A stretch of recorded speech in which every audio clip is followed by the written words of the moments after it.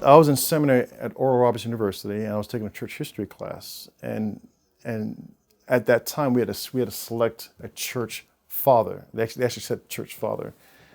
People that had big influence on the early church, and St. Augustine was one of them. And I was like, St. Augustine. I heard his name, but I never read anything about him. And the first thing that came to mind was A City of God. And the book is like this thick, and I'm thinking, I'm not going to read that. So that was the end of that.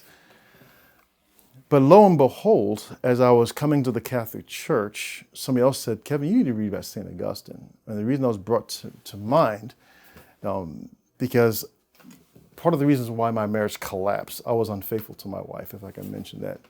And that was some of the struggles that I had. And the issues of infidelity ran not only, it was historical in the male side of my family, and I've shared this before, and that was part of my healing. Why is it that I could not be just? Why was I living this shadow life, and all the struggles with that? And those are the things I had to talk about in terms of my darkness and the collapse of my marriage and all the other things that I've done and as a young man. And it even goes back into my family history. There's been a history of infidelity that's destroyed our families in different ways, and coming to grips with some of those things. So when somebody said, you need to read St. Augustine's Confession. Right? And so when I read that, it was almost as if it spoke to me. Because what St. Augustine struggled with, it was mind-boggling that a 3rd century, 4th century person would write the stuff in a book, much less for me to confess it to a confessor. And so I read his story, The Confessions, and that was my story. And at that time, my wife was Monica. And by the way, coming to the church, St. Augustine was a patron saint.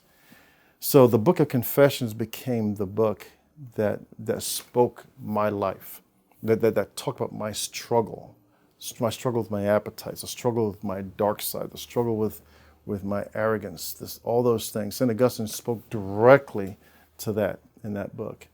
Plus also, too, being of African descent, he wasn't African, but he came from the continent of Africa, from North Africa. So that healed a lot of things about people of African descent not having anything to do with church history.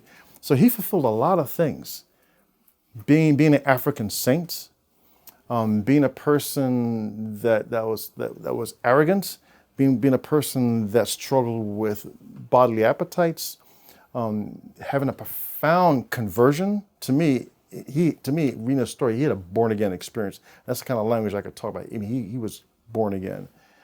And also, and plus his desire to understand what's true. He was a Platonist and so on. So there's this rigor of academic, of mental thinking about what is true, and just his mind is just incredible. So I was deeply attracted to St. Augustine. And then, of course, his mother, Monica, is a type of what my wife had to deal with in terms of praying for my soul, and me dealing with my own demons. If I can share that. So St. Augustine is very, very dear to me, and I've read the Confessions so many times. It's a wonderful book. And I read the latter part of The City of God. I couldn't deal with the first part, but I did deal with the latter part, and his treatise on the kingdom of heaven. It's just marvelous. It's just incredible. So he's my patron saint. He was probably the one probably prayed for me to come into the Catholic Church, being from the continent of Africa. Dealing with appetites. St. Augustine, I resonate with that saint. And I believe in the Eucharist, he's praying for me, and so that's my attraction to St. Augustine.